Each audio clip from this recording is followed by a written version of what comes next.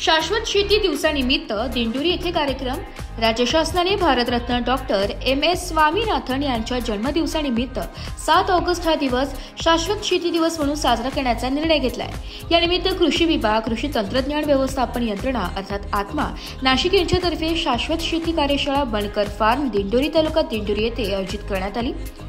आत्माचे प्रकल्प संचालक अभिमन्यू काशीद यांनी ही माहिती दिली आहे। भारतीय कृषी इतिहासात डॉक्टर एम.एस. स्वामीनाथन कृषी क्षेत्रातील अतुलनीय योगदानासाठी ओळखले जाते।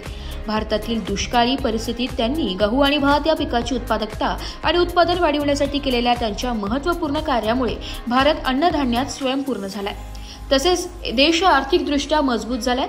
डॉक्टर स्वामीनाथन यांना भारतीय हरित क्रांतीचे जनक म्हटले जातं। देशासाठी त्यांनी केलेल्या कार्याचा सन्मान म्हणून केंद्र सरकारने त्यांना सन 2024 मध्ये भारतरत्न या सर्वोच्च नागरी पुरस्काराने सन्मानित केलंय। या पार्श्वभूमीवर भारतरत्न डॉक्टर एम.एस. स्वामीनाथन यांच्या जन्मशताब्दी निमित्त 7 ऑगस्ट हा दिवस राज्य शासनाने शाश्वत शेती दिवस म्हणून दरवर्षी साजरा करण्याचा निर्णय घेतलाय।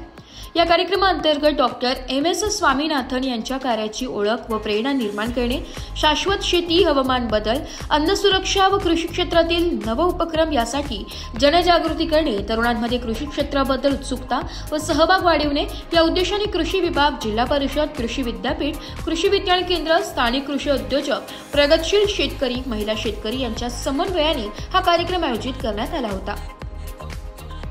ब्युरो रिपोर्ट, नाशिक लोकशाही न्यूज, नाशिक।